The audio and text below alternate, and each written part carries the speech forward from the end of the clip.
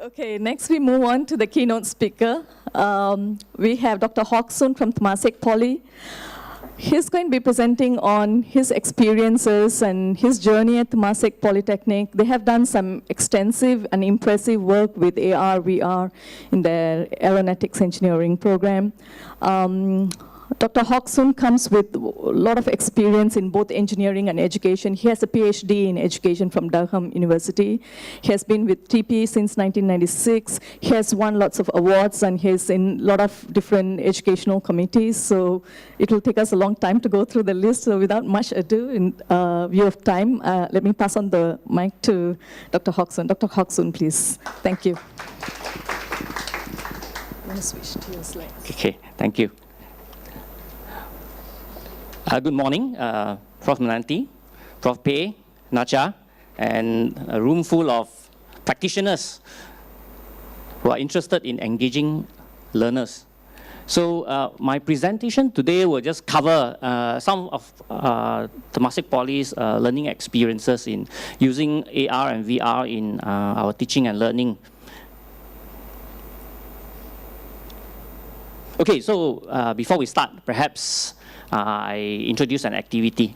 So if you can go to this website using your handphone, or if you have a QR code scanner, you can scan the code. And you'll find that you go to this website, and if you have a code, you key in this code, 721256, okay? There are two questions that I'm very keen to find out from the audience here. First of all is whether you have any experience trying out AR or VR in your class. And secondly, what is the one thing you hope to take away from this presentation? So perhaps we take 1 minute for you to do this activity.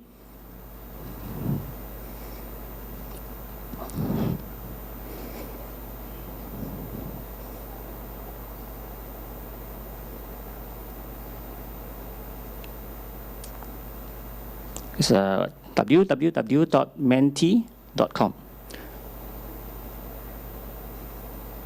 Let's see whether I can pull up a bigger screen. Okay.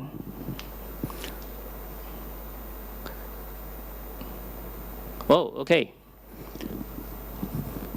Responses already. Wow, quite a number of people thinking of using VR, okay, or AR. And 3 persons here who's already very familiar with the area.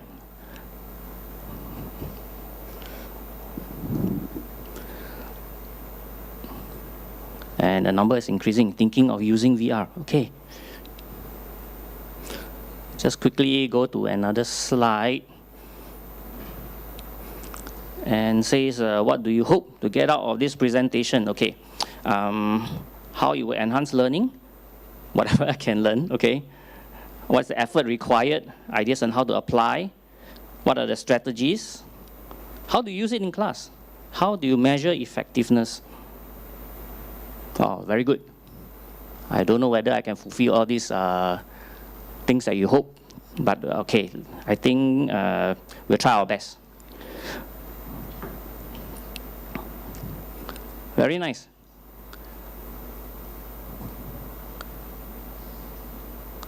Okay, I think that's about it. Let's start the presentation. I'm sure this will keep on coming, and I'm very happy to collect all this information as well.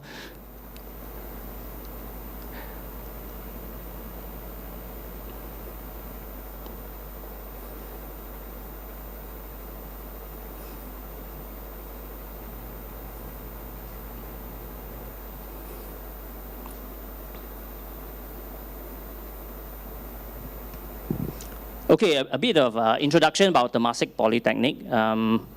We actually a trainer for these para-professionals, meaning that we train our students up to the technician level. And basically, you know, at that kind of level, they have a lot of hands-on experience where we want them to actually go down to the workshop, develop their hand skills. So established about 1990, we occupy 30 hectares. Okay, we have 46 full-time diploma courses, over 30 part-time courses. We have about 15,000 students. and about 1,600 staff. Of course, we have the 6 schools, and they are applied science, business, design, engineering, humanities, social science, and IT. And I come from Interactive Digital Center. This center was launched in 2007, was funded by IDA. When we started, we had 2 partners, Eon Reality and IM Innovations. We started with them because at that time, we really were new to using virtual reality, and we wanted some experience and step on the shoulders of giants, so to speak, okay? Basically, what we do is we develop 3D interactive applications, and then do things like walkthroughs, create special visual effects. We do some consultancy work, and also proof of concept. So over the years, we have done quite a number of projects related to VR and AR, from software, all the way from the defense area to games, and funded by different people. Also, we developed some skills at the hardware side, and actually one of our research work was commercialized. Okay, that was the last part on the optical elements to actually introduce auto stereo effect onto computer monitors. Okay. So let's start with today's session. I start by quoting from somebody who is quite well known in this area, Chris Didi, the Harvard Graduate School of Engineering. He says, actually VR is invaluable for learning under the right circumstances, such as 3D, perception, frame of reference. Also, I took some quote from some of the students in Temasek Polytechnic. That's a ground-up initiative, right? Okay, how does VR actually help them? Or how does AR actually help them? So they say that, okay, it makes it very easy for me to understand lab exercises. I can actually visualize exactly what is happening. This is from students doing the aerospace program. And another one taking aerospace program, working on gas turbine engine, says that you can actually visualize and you can picture the images in your head, right? The processes, and it stays there even after the lesson, okay? So our session, we will cover a very quick introduction to AR and VR. And what's our learning journey? Of course, concluding thoughts on making it real, okay? Introducing AR and VR to education.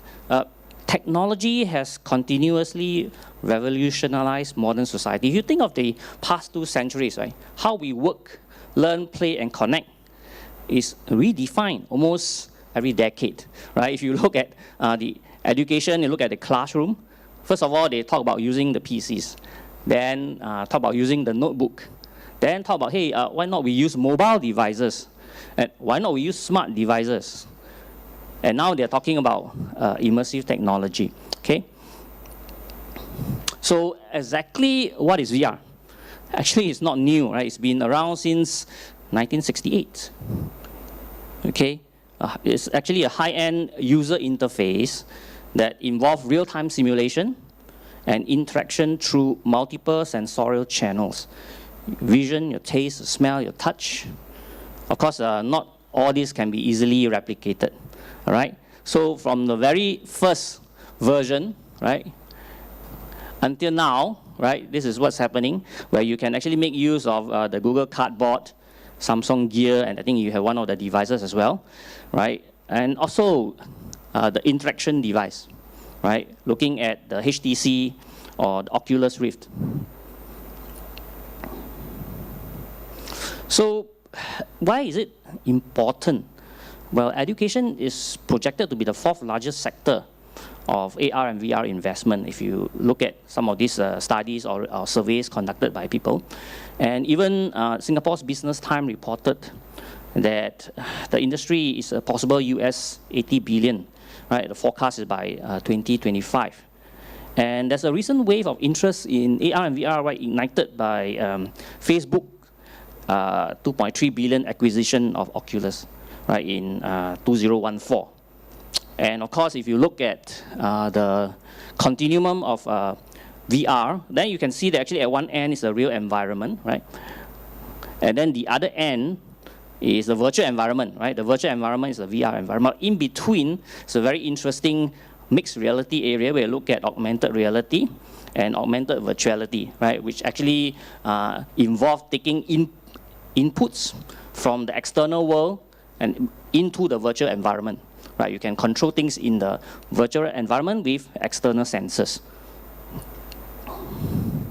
So some of the advantages quoted by some people, for example, what are the affordances of AR and VR? They say you can actually use it to experience the unexperienceable, right? And then things like historical, scientific, medical areas is a very good area to use it. You can use it to access inaccessible places, places that, for example, in normal life you can never visit. For example, inside combustion engine of an aircraft. Have you seen that process inside an engine of the aircraft when it's running? Okay, and of course, view from different perspectives, different orientations, environment observations, immersive story. One very good use of AR and VR is actually in the area of simulated practice. Very complex mechanism, how to assemble an aircraft engine, for example. Okay, and of course, productivity.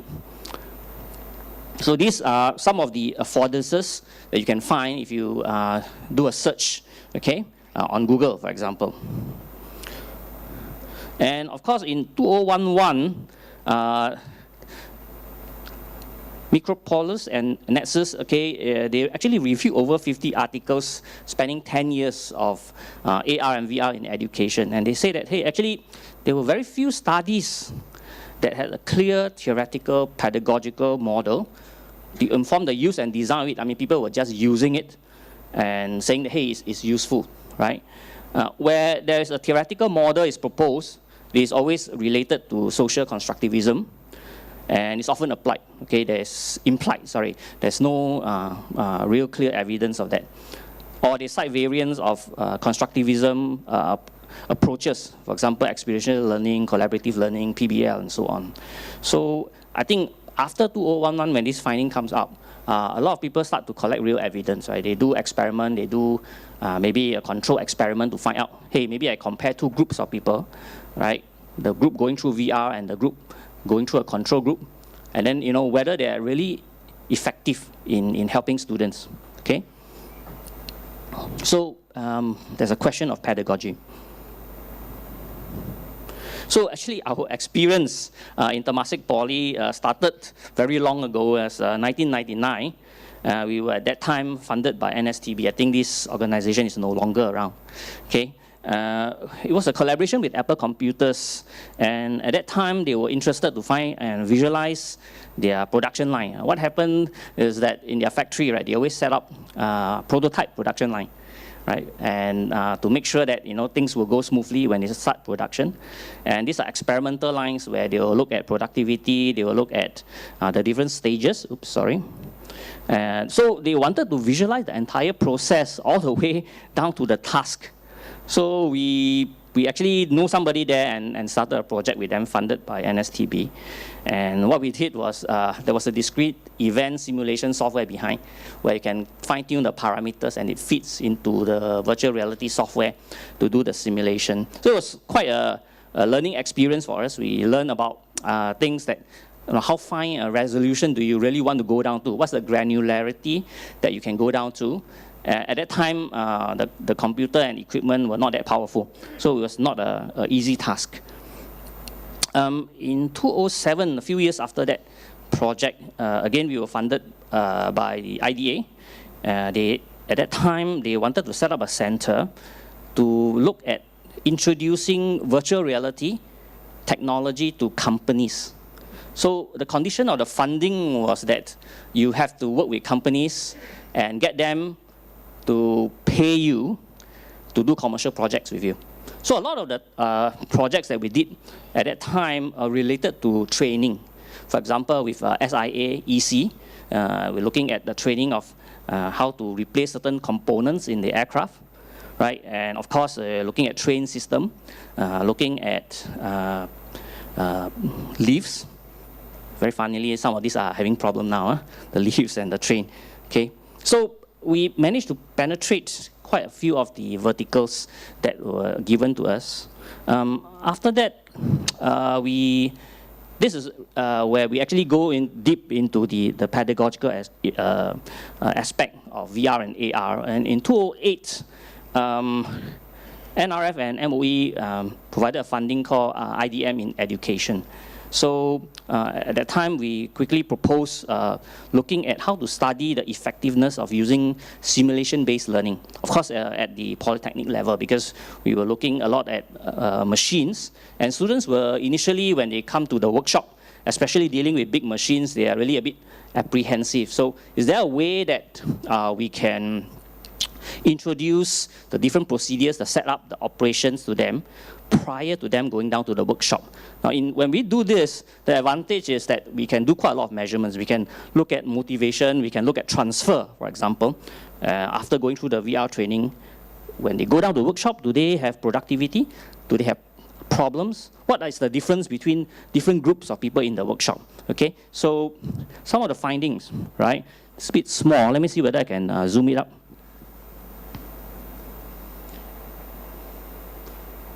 Okay. Not too good.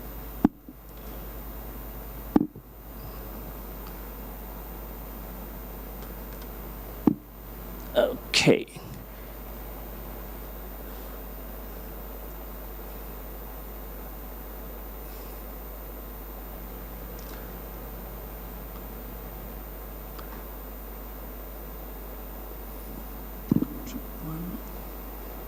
Okay, that's good.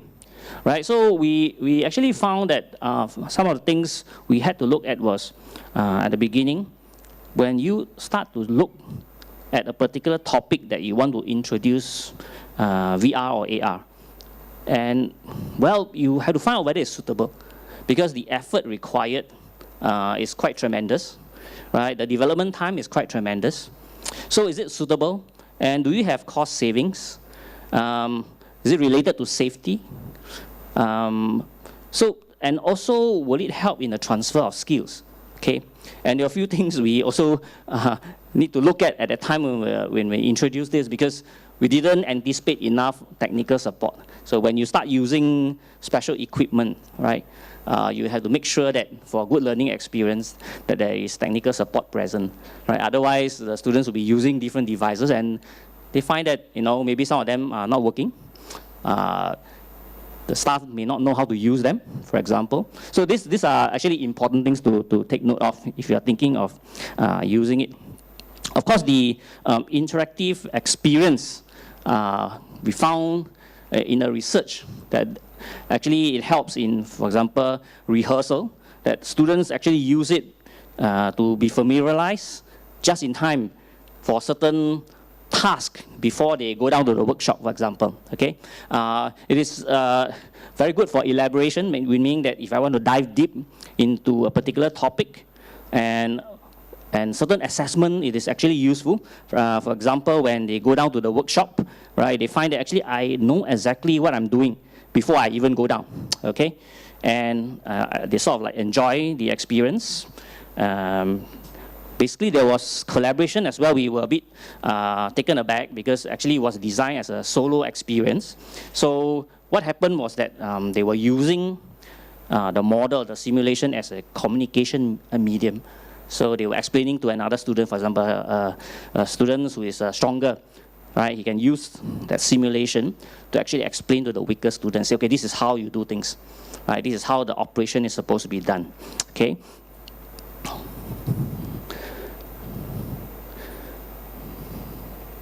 And of course, learning experience, we found out that there were some students who go in there, they're quite persistent. They go in there again and again and again just to familiarize themselves with the environment, right? Because the system we had, they can actually download from the learning management system and then they use it in the lab, okay?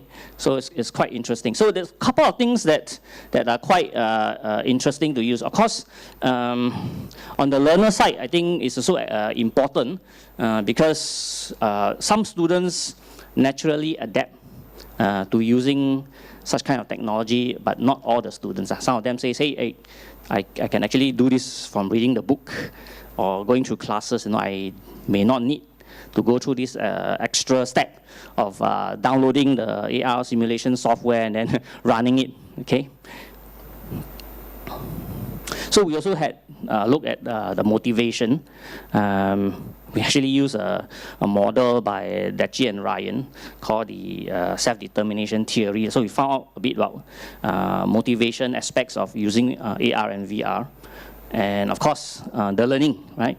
Yeah, the learning outcome help to connect the concepts, have better knowledge retention. They're able to go deep, right? Look for information inside the simulation. And there was significant performance improvement, right? We actually did a few measures after the two groups of students, right? A control group and a experimental group goes through the program, looking at test results, and then looking at the transfer of skills in the workshop as well, okay? And transfer to practice, yeah, that's it, okay. So after that, we started looking at the aerospace vertical. We think that this is actually important area to look at because it's high value, and that and Temasek Poly actually started a aviation academy a few years ago, and they wanted this kind of simulation to train the students, right? So we were looking at the simulations at 3 levels, basically visualization, looking at concepts, looking at inspection, operation, where there's interaction, looking at procedures, safety, looking at the assembly, disassembly process, and also problem solving, looking at the diagnosing a fault, okay? So we, at that time, after quite a number of years, we actually refined our approach to using VR. So we have some process in place. And one of the model we use is Big's constructive alignment, where we actually look at the outcome that we want, right? Looking at the outcome we want, and then how this is linked to the strategies of teaching, how this is linked to assessment, right? And how we actually design the experience.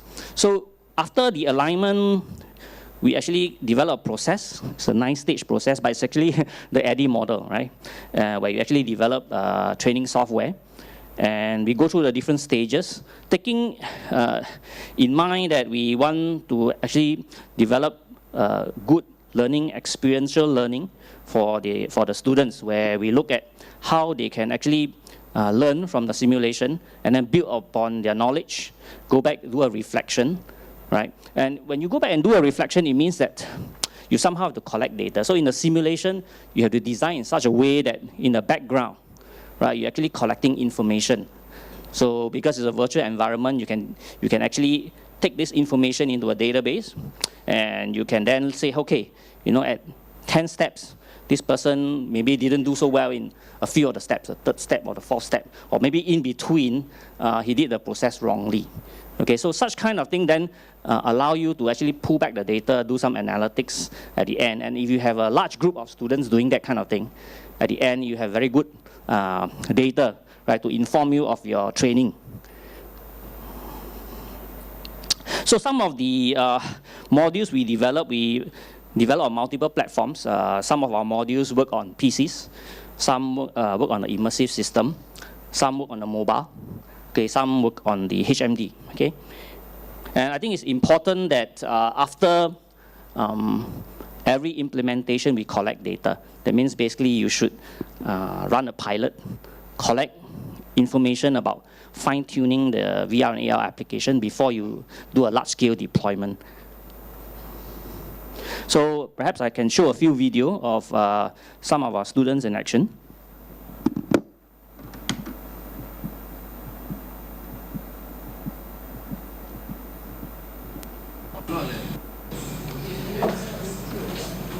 So this is just what's happening in one of our laboratories, where students actually do the simulation on disassembling and assembling a shock strut of the landing gear of an aircraft.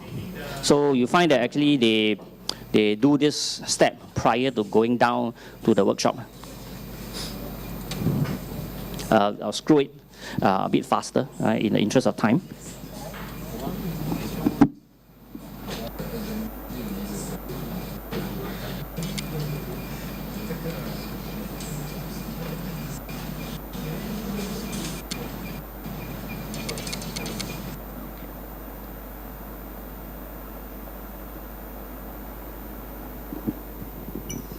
Okay, this is a mobile application. It runs on iOS as well as Android.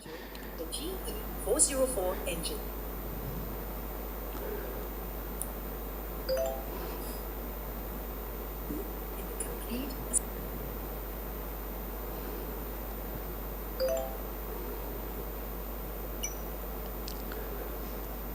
Okay, this is augmented reality application in one of our laboratories. Actually, it's in a hangar.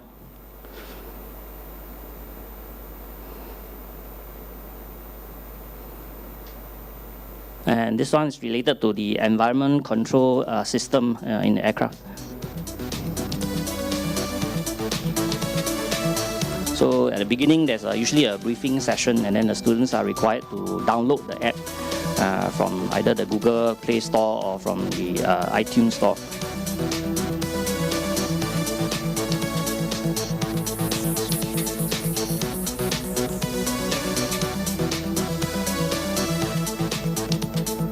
So this particular scenario is that the pilot actually reported a fault with the aircon system in the aircraft, and so in the laboratory, the students are supposed to diagnose, right, go through a series of steps and diagnose what's happening.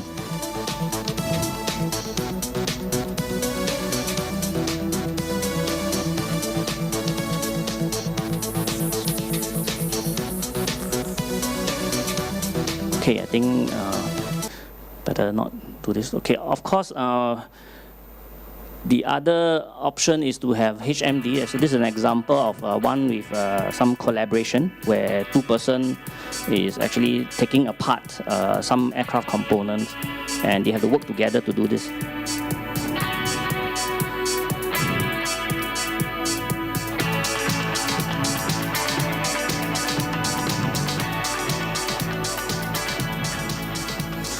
Okay.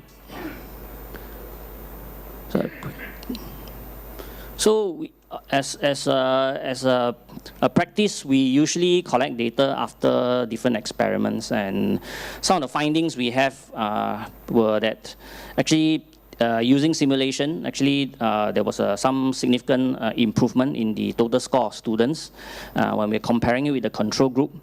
And if you look at the three types of questions in a test, like for example, knowledge, comprehension, or application area, the score was significantly higher in the comprehension category.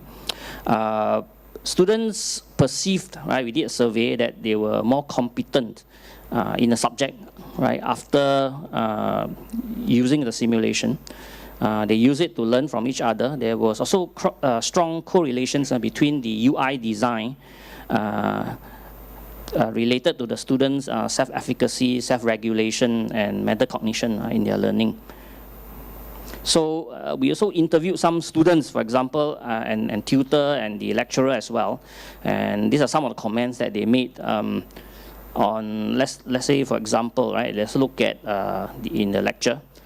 They're saying that actually it's very systematic because I can actually demonstrate the process of the aircraft engine.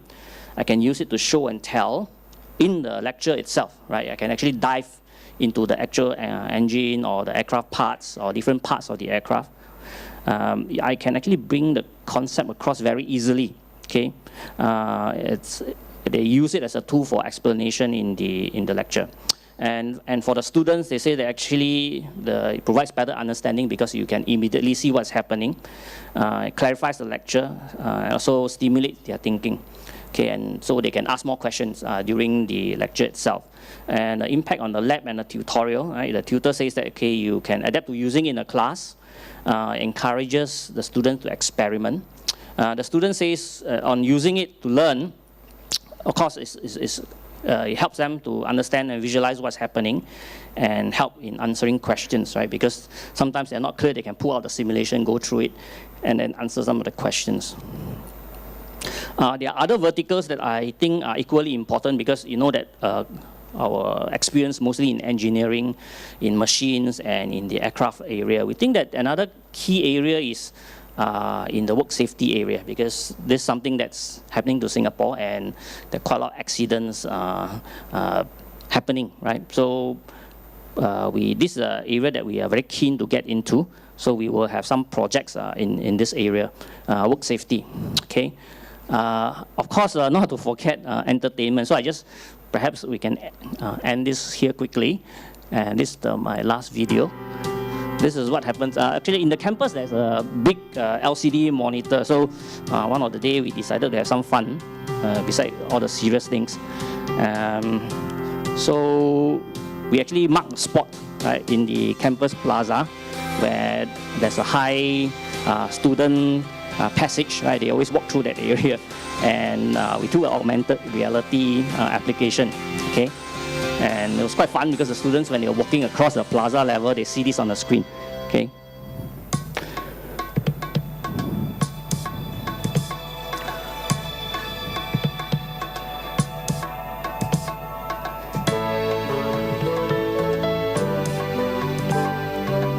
So not purely for serious work, but sometimes we use it to have some fun as well.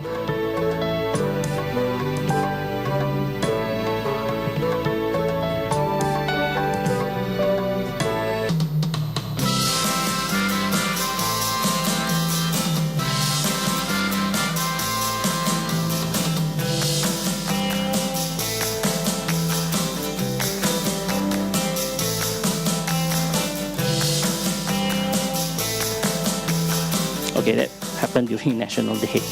Okay. Okay, I think don't want to take too much of the time. So basically, summary, right? Real, bringing it back.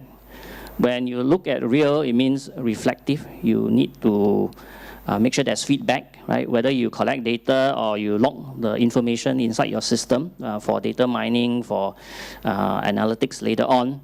The system that you design, actually, because of the presence, right, you actually involve in the interaction itself is actually very engaging for students, okay? And it's active because students participate. They go inside there, they experiment, they use it, they talk to each other, they use it as a model of reference, okay? And of course, at the end, students are actually very motivated to go inside the system. And you find that actually it helps in developing efficacy for the students when they use it prior to going down to the workshop, okay? So not forgetting that the affordance and the cost benefits.